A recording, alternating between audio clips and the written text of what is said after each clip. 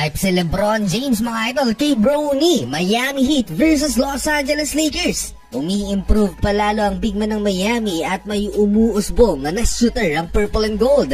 So eto na mga idol ang Summer League California Classic. Second game ng LA Lakers but first game naman ni Bronny. Explosive ang start ng anak ni LeBron. Here's Bronny James with the steal in the slam. A steal and a 3-ball from the corner. Quick 5 points for Bronny in the first 2 minutes of first quarter. Lahat ng player na to mga idol ay nakikipaglaban for a chance to play next season. Though sigurado na ang roster spot ng iba sa mga player na to kagaya ni Bronny at Kelly Ware, pero maraming players pa din, especially yung mga undrafted na umaasang magiging gateway nila yung Summer League para makaapak ng NBA. Off the bench, maglalaro itong si Darius Bazley, ang former OKC Thunder for LA. 26-20 and of first quarter lamang ng anima ang purple and gold. Napara kaagad sa LeBron James sa ginawa ni Bronny. Kelly Ware 3-point bucket and alley-oop dunk dito sa second frame. So far, 0 pa si Dalton Knecht. Daig pa siya ni Bronny na kahit limitado ang minuto, may 8 points na in 6 minutes. Si Cole Swider so far ang breakout star ng purple and gold sa Summer League. Sa first game nila, nagtala siya ng 24 points and 70%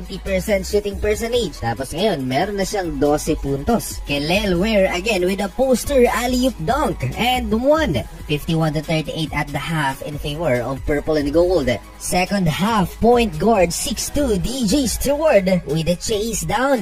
Well, naibaba ng Miami Heat into single digit ang lamang ng Los Angeles Lakers. Pero hindi rin nagtagal ang run ng Miami Heat dahil muling nakontrol ng purple and gold ang laban. Balik ulit sa double digit ang lamang nila. Solid na shooter itong si Cole Swider for the purple and gold, 76-62. Going into fourth and final quarter. Another one for Swider from mid-range. That's his 17 points. 20-point game again for Cole Swider habang si DK 4 points lang with 4 turnovers, 2 out of 7 sa field. Palaki ng palaki ang kalamangan ng league show mga idol, malapit ng umabot ng 20 puntos. 11-man rotation mga idol ng Lakers, limited minutes sa Bronny James, 10 points in 10 minutes mga idol without turnover. Marami ang nag-step up sa purple and gold sa kanilang bench. Jabari Rice, double digit scoring. Darius Bazley, double digit scoring din.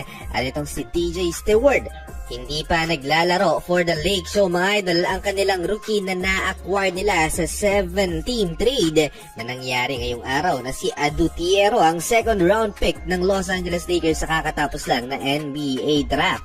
A convincing big win for the Los Angeles Lakers dito sa Summer League. 1-1 na ang kanilang standing so far.